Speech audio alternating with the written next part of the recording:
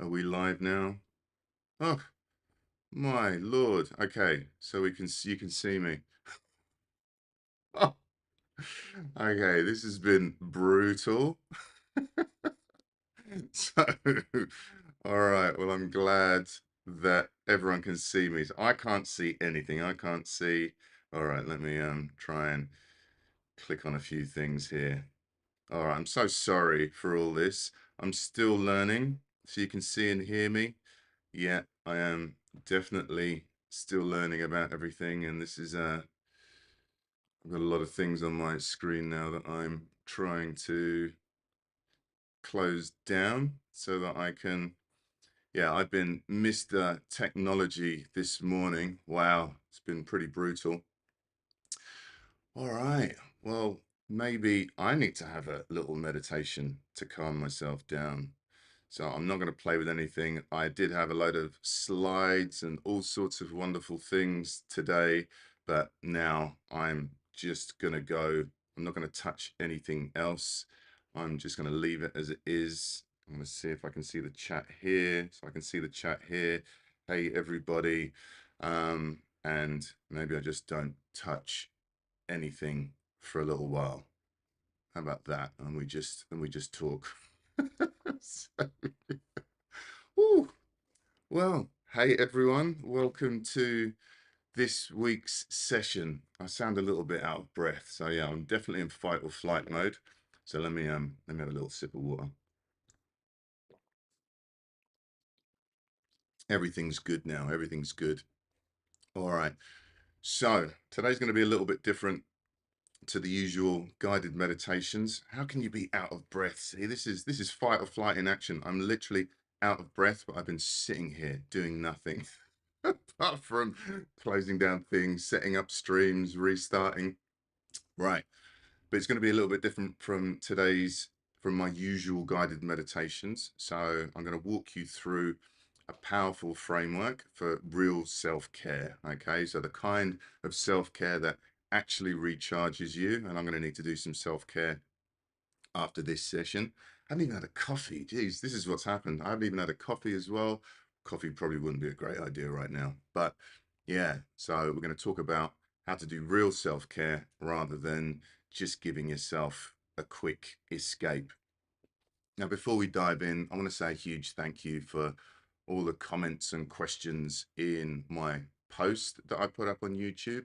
So I've been reading through them and I'll be weaving many of your insights and answers into this session. And if there are any of your questions that I don't get to, I'll try and address them at the end, but we might not have time because I've been messing around with breathing for 3 and out for 6. You see, breathing in for 3, yeah, all these tools are great, but sometimes when you're in the thick of it, you just have to grip your fists and white knuckle it and get through it.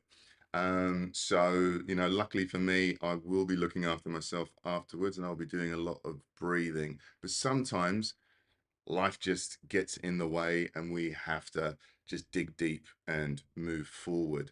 But we don't want it to be all day, every day. And that seems to be what many of us tend to do, right? So we have a stress, we get overwhelmed, we dig in, we move on to the next stress, we dig in. Okay. So we do it every now and again. It's okay, right? The nervous system is very good at handling stress, but it's not constant, continual stress. All right. So thank you for the suggestion to breathe, and I will take my opportunities to breathe, but it'll be a bit of a boring live stream if I just spend the whole time breathing, right? So I'll do my breathing afterwards, but thank you for checking in and yeah, connecting with others is one part of self-care, so I'm feeling very cared for right now, which is great. So thank you, whoever that was that told me to breathe. CK, thank you, CK. All right, and also, yeah, if the audio, maybe it sounds fine now, but I am having a little backup audio here. So if it sounds okay to you and there's no buzzing in the background, maybe it's something that happened afterwards. And so I've got a backup audio, and if the audio is bad for the people watching it later on, I'll replace it.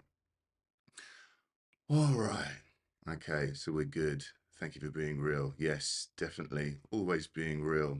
Well, otherwise, yeah. I mean, if I can't be real in front of you guys and, being a meditation teacher and a person trying to tell you about doing self-care, then why am I doing this in the first place, right? But thank you. Thank you for looking after me. Thank you for checking in.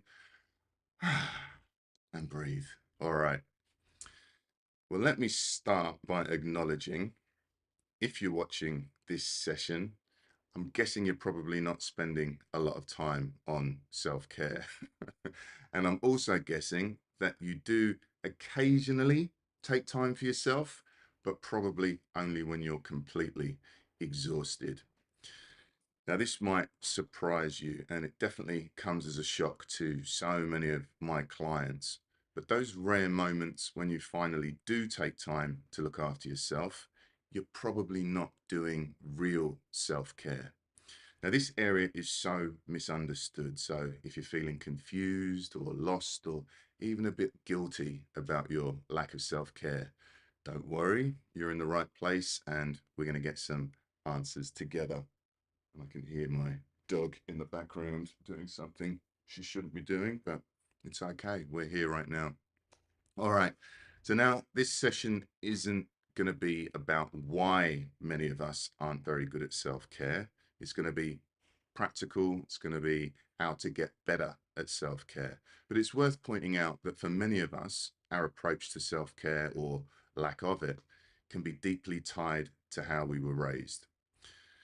Research shows that if we grew up in childhood environments where we were always on edge, so we're always walking on eggshells, or maybe there's you want to come say hello? Here we go. She's wandering around. This is Z. Want to say hello, Z? This is Z. All right. Don't be a good girl and don't go toilet anyway. All right. So Um, research shows that if we grew up in childhood environments where we're always walking on eggshells, where maybe our needs for affection or stability or safety weren't consistently met, then many of us as children would have developed coping mechanisms like people pleasing, perfectionism, overachievement, constant self criticism, or always having to keep ourselves busy and avoiding rest altogether. Now, these are actually very clever responses for children to have. So, if that's you, you shouldn't feel down on yourself because these behaviors would have kept you safe and would have stopped you from getting into trouble as a kid. But while these behaviors might have helped us get by in childhood, as adults, they can leave us feeling disconnected, burnt out, and unable to prioritize our well being. So I've been there, I've done the research, I've worked it out. So stick with me and we're going to clear up the confusion and I'm going to show you how to truly recharge. Now, for those of you that don't know me, my name's Chibs. I'm a stress and burnout coach. I'm a mindfulness facilitator and I'm one of the meditation instructors and narrators on the Calm app. And in today's session, we're going to cover 5 things, and if I was brave, I would put a slide up right now, but I don't want to touch anything. But we're going to talk about why downtime often leaves us feeling more depleted, how to tell the difference between self care and quick fixes, how to pause and fully experience what you're feeling so that you don't rush to fix it straight away, simple, practical steps you can take to recharge, and how to refine your self care approach over time. So I've got a roadmap, okay? So it's learn it, catch it, sit with it, respond, then reflect. And that's going to help us to understand the problem, to catch it in the moment, to stay with the discomfort for a while, to respond with the right tools, and then we reflect and we refine so that we can keep progressing over time. And I just realized that that's a rhyme and I didn't even know it. There we go. I'm a poet and I didn't even know it. Anyway, before we dive into the solutions, let's talk about how depletion and exhaustion might show up in our lives. And it might be useful to tell you what happened to me recently, right? So, how's this for irony? So, this is my desk here. My desk is in my living room, and I was working on this desk on this very session. So this is the first live stream that I'm putting out on my channel that's not a guided meditation. So I wanted it to be a good one. So my perfectionism kicked in, my fear of not being great kicked in, and I probably put a bit too much pressure on myself, and I got caught up in it, and I was working on it at night time, which I usually try not to do. So I'm sat here at my desk, and my daughter's over there on the edge of the couch, and she's watching something on her phone. She's got her headphones on, she's bothering no one, and she's eating an apple. And I can hear her chewing, and I'm pretty sure I could also hear her breathing. So I kept working, she keeps chewing, the chewing gets louder, the breathing gets louder. Now, luckily for me, it only took me about 5 minutes to realize, okay, I'm tired, I'm cranky, I'm hungry, I'm stressed, my nervous system is on high alert, and that's probably why I can hear someone breathing on the other on the other side of the room. So I closed my laptop, went over and sat next to my daughter, asked her what she was up to, and we hung out for the rest of the night. All right, so that was problem solved. But for me, right, getting sensitive to sounds, that's one of my signs that start to show up, right? That's one of my signs that shows that I'm getting a little depleted. And you're going to have these kind of a signs too, right? And so before we notice that we're completely exhausted, some of these signs are going to start to show up, right? So the main reason I'm about to highlight a number of different signs that you might have is because awareness is so important, right? And maybe put up in the chat what your signs are, because if you're not aware that your car is starting to run low on gas, then you probably won't remember to fill up the tank. And then it's going to be no surprise if your car conks out and you're left stranded on the side of the road. Now, for some of you, maybe just one or two of these signs will show up in your life. And for others like me, almost every one of these signs might feel very familiar. All right, so let's go through some of the common signs.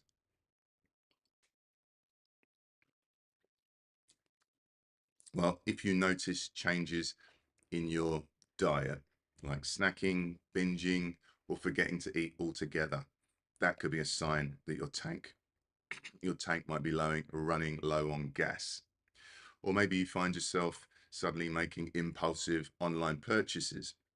Another big clue for me is feeling more irritable, impatient. So for me, it's snapping at my daughter over little things like chewing too loudly. You might have fuzzy, brain foggy feelings where simple tasks feel like a struggle. You might have serious dips in motivation, so even for the projects or the hobbies that you usually love. You might catch yourself avoiding social interactions, random bouts of anxiety or depression without any clear reason, or emotional roller coasters where you're fine 1 minute and you're in tears the next. Or maybe you find that you need more space than usual. You know, you can't stand people being in the same room or even in the same house as you, and all you want to be, all you want is to be left in peace. So yeah, which signs of these come up most often in your life, or do you have your own signs that I haven't listed? So it's well worth reflecting on. And as I said, pretty much everything that I just listed can show up in my life if I've pushed my limits, but maybe one or two of these stick out for you. Either way, when these signs do sneak up on us, many of us don't even notice that these are signs that we're on the way to exhaustion and depletion. And we usually ignore these signs and we push through as normal. But let's say that we find ourselves in one of those rare moments where we do realize that we're depleted. We do notice that we're on the way to stress or burnout or exhaustion. Now, for many of us, the obvious first thought, our top of mind solution is, I just need to rest. So let me switch off my phone, power down for the weekend, and sleep or zone out on the sofa, which makes perfect sense. Kinda. But here's where it gets a little bit tricky. When we're worn out, like really worn out, we're likely stuck in that childlike part of our brain that just wants instant relief. So we're not going to go into the science here, but I think it's really important that you understand at a very basic level what's going on in the brain, because then you'll be able to catch yourself a bit easier the next time you find yourself in this situation. Now, the part of the brain, the childlike part that wants instant relief, is called the limbic brain. Now, the limbic brain processes emotions and handles our immediate survival instincts, while the cortex at the front, that's responsible for logical thinking, problem solving, and long-term planning. So when you're depleted and when you're in your limbic brain, your brain says to you, I've had enough. I can't do this anymore, so I'm just going to check out. It's the part of the brain that says, I can't deal with this right now. Just make it stop. Now, the problem is the limbic brain doesn't care about our deeper or our future needs. It just wants quick relief right now. All right. But then we might be having our difficult moment and we might remember, while it might feel good to eat, sorry about this.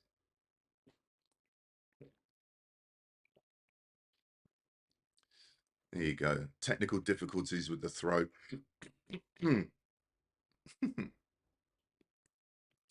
So what might happen, we might remember that while it might feel good to eat junk food and drink wine all day, numbing out and ignoring our deeper needs probably isn't the best way to look after ourselves. So then the next voice that might kick in might say something like, well, if I can just sleep for 48 hours straight or watch Game of Thrones all weekend and relax, everything will be fine, right? I'm not eating snacks, I'm not drinking wine, so I'm doing a good thing here. But the problem is, we're probably still in our limbic brain, right? And even though watching Game of Thrones might be a better option than chocolate and alcohol, it's still focused on immediate, quick, short-term relief. So when we rely on our limbic brain, our childlike brain, when we live in our limbic brain, we might miss the fact that our bodies and our minds are not just begging for rest, they're begging for fulfillment. So even if you do manage to shut down for a day or two, you might still wake up on Monday morning thinking, why am I still so exhausted? And that's because we haven't checked in with the adult part of our brain, the cortex, that clever part of the brain that can figure out what's really going on under the surface. And if we stay in that limbic mode, our idea of self-care might just be hiding under a blanket, scrolling social media, or diving into another Netflix binge. So it might feel good for a while. And while it does satisfy one or two of our needs, maybe our need for rest and our need for pleasure, it often leaves us more drained and maybe even a little more anxious in the long run. So when we're in our limbic brain, we're probably going to end up ignoring the deeper stuff that we need. So whether that's genuine connection, it could be movement, laughter, or even a decent meal. So if you've ever had that lazy weekend only to finish it feeling just as wiped out, maybe more wiped out, that's a clue that that maybe you're not doing self-care quite right. So doing nothing can be a quick band-aid, but it probably won't fix the longer problem. And that's where we can end up in this kind of burnout loop if we're not very careful.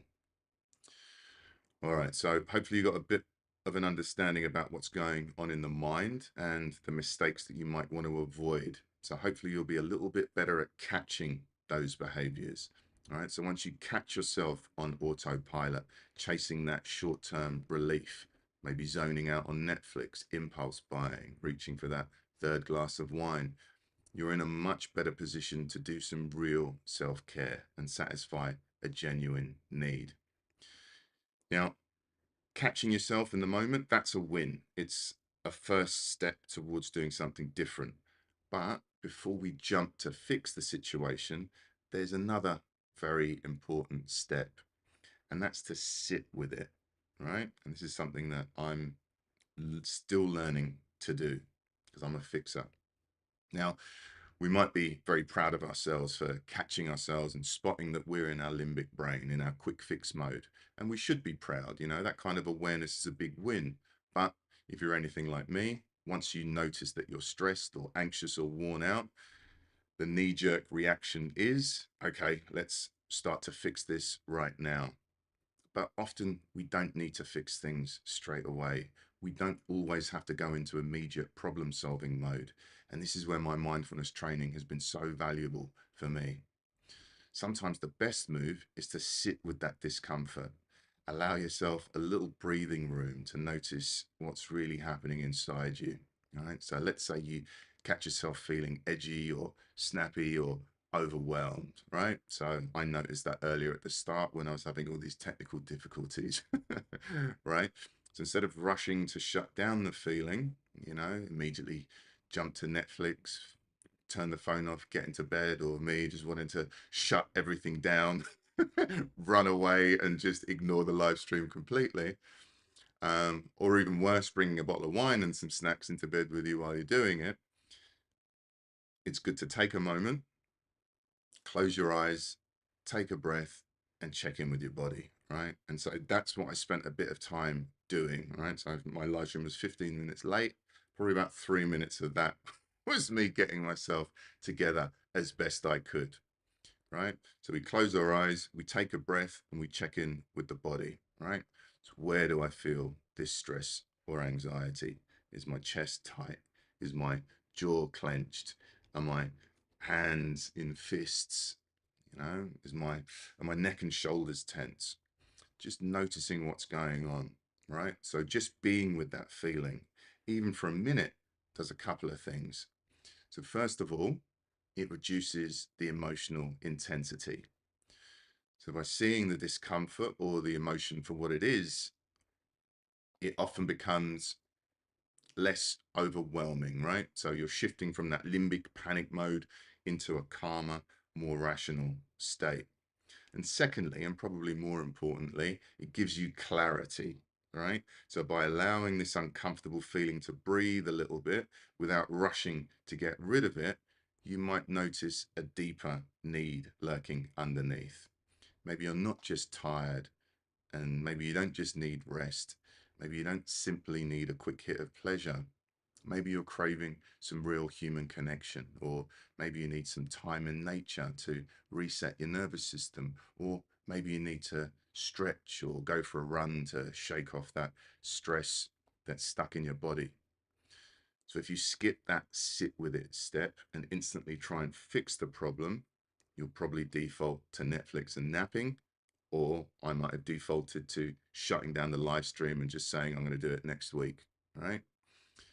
So I've heard it explained in a way that it's like letting muddy water settle in a glass, right? So after you pause and you allow it to settle without interfering with it, the sediment sinks and you can finally see what's underneath. And then once you've sat with it, once you've allowed it to settle and you've given yourself some space to feel, the next question is, okay, what do I really need right now? And this is where it's great to have a framework. Again, I did have a slide. I'm not going to touch anything, but I've got a list to hand and you can make up your own list. But I'd suggest Tim Fletcher's 12 needs, which I will put in the description afterwards. But you can search for it online and he's got so many amazing videos on YouTube. Now, Tim talks about 12 key needs across physical, emotional, and spiritual dimensions. So I'm not going to go into great detail. You can check out his video on the 12 needs, but physically, we need three things: pleasure, so positive feelings that we get through dopamine, serotonin, and endorphins; basic care, so sleep, food, hydration; and then physical affection or intimacy. When it comes to emotions, it's about connection, so like belonging, love, security. We also need moments of purpose, quiet rest, and a sense of beauty. So this could be things like music, art, or nature. And then spiritually, it's about awe. It's about connection to something greater and peaceful contentment. Now, I've gone through that very quickly. As I say, I'll list them in the description. But now that you've heard these 12 needs, which of these needs do you think that you've been overlooking lately? And what small steps do you think you could take to reconnect with those needs? As I say, I'll put them in the description and you can have a think about them afterwards. But you can search for 12 needs Tim Fletcher. Now, the problem is a lot of us, maybe all of us watching today, end up hyper focused on just one or two of those needs, usually rest and pleasure, and we tend to forget about everything else. Now, all of us know that indulging in too much pleasure, like mindless snacking or too much red wine, won't help us recover if we're completely depleted. A little bit depleted, maybe, but if we're completely depleted, wine and snacks probably aren't going to help. But what many of us haven't realized is that too much rest or isolation can also leave us feeling unbalanced and stuck in a cycle of exhaustion. So if you catch yourself mindlessly binging and feeling lousy afterwards, maybe try asking yourself, which need did I neglect today? Maybe you needed a phone call with a friend or a quick walk in the sunshine or some quiet time just for yourself, completely off the grid. So if you can use your cortex, the thinking part of your brain, to figure out what you truly need, you'll stop letting that little child inside you, that emotional limbic brain, you'll stop letting it push you into short-term escapes that don't really solve much. And once you start asking yourself that question, it's amazing how much your energy and your overall resilience can improve rapidly over time. It really can change everything about the way that you manage stress, relationships, and life. All right, so we've laid out the problem. Downtime can leave us even more depleted if it's coming from our reactive short-term limbic autopilot brain. Let's get practical about how to actually transform our downtime into real self-care. So the key is to shift our thinking from what's the easiest way to escape, a reactive mindset, to what do I genuinely need right now, a responsive mindset. And you do that, as I say, by tapping into the cortex instead of the limbic brain. And one of the first things you can do is take a quick moment to notice which part of you is feeling most depleted. Are you craving emotional support, or is your body crying out for actual rest, like a good night's sleep? Maybe you're anxious and need to slow down and breathe. Maybe you need to move your body or stretch or get some exercise. Or maybe you need to feel some connection and warmth from another person or a pet. You know, I always have to remind myself, because I can be a bit of a loner introvert sometimes, right? We're wired for connection. So even small gestures like a quick text or a 5-minute phone call with a friend can do so much for our emotional health. So catching these needs early can save us a whole lot of collapse later on. Now, my go-to technique for both sit with it and respond, so it's a way to check in and get out of my limbic brain and into my thinking rational cortex, is a simple mindfulness practice called the stop technique, STOP, where you literally stop whatever you're doing, T, take a breath, O, observe what's going on in your body and your mind, and that observation, that's the kind of sitting with it. And once you've sat with it for a while, once you've observed for a while, then we proceed mindfully. And when you do stop, STOP, and check in, no shame or self-judgment if you realize that you're in full child brain limbic mode. You just need to gently guide yourself into a more balanced headspace. Next, now that we've done our stop check-in, now that you're in your cortex, hopefully, and you're thinking a bit more strategically, try writing down your biggest stressor of the day, or write down the main thing that's making you feel exhausted and depleted. And then ask yourself, what do I really need to address this particular thing? So maybe the thing that you've written down, it's as simple as I'm physically tired. If that's the case, then you might need a short power nap or some healthy, energizing food. And you might make a plan to have an early dinner and go to bed an hour earlier than usual. If you're lonely or sad, maybe the solution is to phone a friend or meet someone for a coffee. If you're overwhelmed by work, perhaps you need to set a boundary or prioritize your to-do list or take a short break to clear your head. If you're feeling anxious, then maybe do some grounding exercises or some deep breathing or a relaxation meditation. You see, so the cortex is fantastic at sorting through these options once you actually give it the chance. Limbic brain, not so good. When you're in your limbic brain, you're not going to be able to be creative and come up with options, right? It's going to be, yeah, rest, eat food, right? We're not creative. We don't have many options coming to us. But when we're in our cortex, we'll find it a lot easier to make some good, smart decisions. Okay, so that's respond, right? And hopefully your response is a good one, a helpful one. You know, once you've done these exercises, once you've stopped and checked in.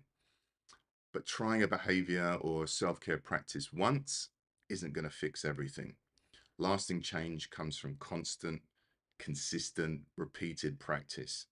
So after you've tried one of these self-care responses, phoned a friend or did some breathing exercises, set a boundary, took a nap, whatever, I want you to take a moment to reflect on how it went. Ask yourself, did my response help me feel more energized, more connected, less burnt out, calmer?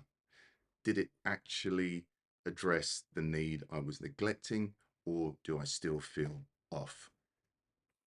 If it worked, celebrate that win. It's proof that you're building a healthier habit. If it didn't work, that's okay. It's not failure, it's feedback, right? So you've reflected, it didn't work, okay, fine. You've got your feedback. Now you can make a better plan for next time. So maybe next time you'll try a different response. Maybe phoning a friend didn't make you feel less sad. Next time, try having some quiet time with your pet. Or you could tweak your approach. Maybe a nap didn't do it, but going to bed early would. And here's the key, right? Reflection isn't just the final step. It also loops you back to learn it, right? So every time you notice what worked or didn't work, you gain new insights that make it easier to catch the pattern next time and to respond in a way that truly meets your needs. So each time you go through these steps, you're refining your self-care and you're building even stronger pathways for genuine rest and rejuvenation. All right, so we made it, and let me wrap up with this. And this is probably the most important part of the video. I want you to understand that there's a difference between crisis self-care, like an emergency pit stop when your gas tank is completely empty, and long-term self-care, which is about building routines and habits that keep you from running out of gas in the first place. Crisis mode might mean that you take a day or two off to get back on your feet. But long-term self-care is consistent. It's getting decent sleep. It's eating good food. It's moving your body. It's respecting your emotional boundaries. It's checking in with those 12 needs regularly. And it's also practicing self-compassion instead of listening to that internal critic that says you're being lazy just because you took a break. And if you're ever unsure about which needs to address, then revisit those 12 needs we discussed earlier, which again, I'll list in the description after. And you might find one or two that stand out immediately. So start there. And remember, self-care doesn't have to be a solo mission. And this is something that I often forget. We're hardwired for connection. So let other people help, whether it's a friend to talk to, a professional who can offer guidance, or someone that you can trust enough to say, I'm really struggling right now. So combining support with your own mindfulness and self-awareness can make all the difference in the world. So I hope you can see, really comes down to getting out of that limbic quick fix mindset and consciously meeting your needs before you crash. To be happy, healthy, functional adults that are comfortable in our own skins, rest is extremely important, but we have so many other needs that are just as important. And maybe you're feeling a little upset because you've realized that you've been doing self care wrong. So you might be one of those sit on the couch all weekend with your phone off people. But if you are, you should see this as the best news ever, right? Because now you have so many other options to investigate and you have so many more tools at your disposal to help to replenish you and to nourish you. All right. So the key to healing is to learn it, catch it, sit with it, respond, and reflect. Okay. We learn the difference between functional and dysfunctional. We catch our unhealthy behaviors as we do them, and we sit with them before they spiral. We respond with healthier choices, and then we reflect on our progress so that we can keep developing. Developing and healing, it's like peeling back the layers of an onion. So some layers are small and easy to remove, while others can take months or even years. But every time we catch ourselves in an unhealthy pattern and respond in a healthy way through consistency and reflection, we will heal over time. I guess we're done here, but you can let me know in the comments which one of these ideas or practices resonates with you the most. You know, maybe it's using the stop technique, maybe it's checking in with your 12 needs, maybe it's building a more consistent self-care routine. You know, I'd love to hear what you're going to try first. And if you want to dive deeper into any of these topics, I'd invite you to become a premium subscriber. So you can just head over to chibsmeditations.com and you'll be able to join me for regular Q&A sessions to explore these ideas further, and you can suggest future videos. So I'll be asking my premium subscribers what video they want to see me do next. And it's a great way to make sure that you're really putting these self-care principles into action. Thanks so much for watching. For those of you watching live, we might have time for a couple of questions. For those of you watching later, if you've got time, why not do a little self-care right now? So hopefully I'll put on the screen somewhere one of my meditations for you to do. All right, thank you very much. So let's just have a look at this at the chat quickly. Any questions? You're very welcome, very welcome. Actually, there was a question from Wendy in, let's have a look. Is Wendy on today? Yeah, there was a question from Wendy. And she said that, I found this really interesting. I looked at it before I came on to the live today. And she said something like she struggled with self-care because deep down she didn't feel like she was worth it. So she was constantly criticized and made to feel like she wasn't good enough, something like that. And it was hard for her to shake the belief that she didn't deserve to look after herself or something. And I just want to say, Wendy, you're absolutely not alone in this. You know, so many of us grew up in environments where we were constantly criticized or made to feel like we weren't good enough. And just like I talked about earlier, when we grow up and we're always on edge, always trying to do better to avoid criticism, we start to believe that our worth is tied to what we do, not who we are. And I'll be perfectly honest, I've been working on that myself recently, and I've come to realize that one of my core beliefs was that I don't have value unless I'm doing something, unless I'm providing something. It just doesn't feel in my bones like I have value simply by being. And that belief definitely drove me to burnout, right? Many years ago. But the way I finally wrapped or am wrapping my head around this concept is by realizing this, and maybe this will be helpful for other people to reflect on. Now, little baby doesn't do anything. My pets, They don't do anything apart from pee all over the place and cost me money, right?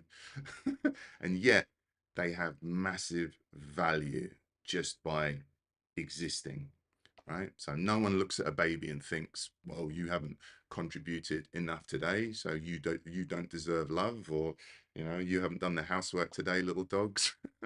No one looks at my two pets, they're curled up down there. I'm not saying to them you're not productive enough to be worth caring for. Their value isn't tied to what they do. They just are, and we love them just because. So if they don't have to earn their worth, babies don't have to earn their worth, dogs don't have to earn their worth, why do we? All right, so that's a really interesting question. Again, it's deep in my bones, this feeling that I need to be productive. So it's not an overnight solution, but it is changing the game for me, right? And it's maybe something that you can sit with too, right? Maybe we'll end it there, I think. So thank you. I'll have a look at the questions afterwards, and if there's something that I feel I can respond to quickly and easily, I will respond in the comments, or maybe I'll do a little YouTube short or something. So yeah, watch out for that. If you're not already subscribed, please subscribe and put those alerts on so that you know when my videos are coming out. But thank you so much for being with me. Thanks for sticking with me through all the technical difficulties at the start and waiting around for me to get my act together. Fingers crossed. Maybe I'll just start an hour earlier than I imagined. Let all the technical difficulties work themselves out beforehand, because maybe it's just part of going on YouTube Live. Maybe that's why people have producers and people doing things. Unfortunately, with 38,000 subscribers, I'm not quite there with my own producer yet. Maybe when I get to 100,000 subscribers, I'll have someone doing all the technical stuff for me. So yeah, so tell your friends and share. All right, everybody. Thank you for being with me today, and I'll see you next week. So we'll do just the regular guided meditation next week with Q&A afterwards, and next week at the same time, hopefully on time. And I will, if this goes well, if people appreciated this type of a session, I'll do another session like this in 2 weeks' time. So if everyone's seeing value, it will be guided meditation 1 week, educational piece the next. All right. Take care, everyone. Let me see if I can get out of this without causing any further dramas.